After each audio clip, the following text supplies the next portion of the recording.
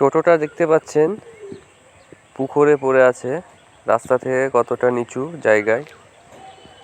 রাস্তা দিয়ে দুটো অল্প বয়সের ছেলে আসছিল, হঠাৎ করে এই পুকুরের দিকে নেমে যায় এই টোটোটা।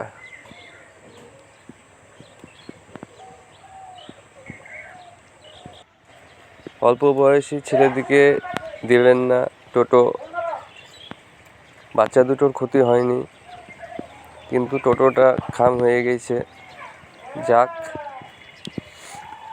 ওই জন্য সাবধান থাকবেন।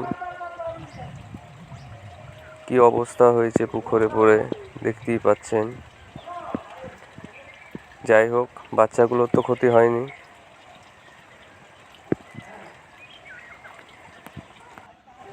ছেলে দুটো সুস্থ হয়ে আছে।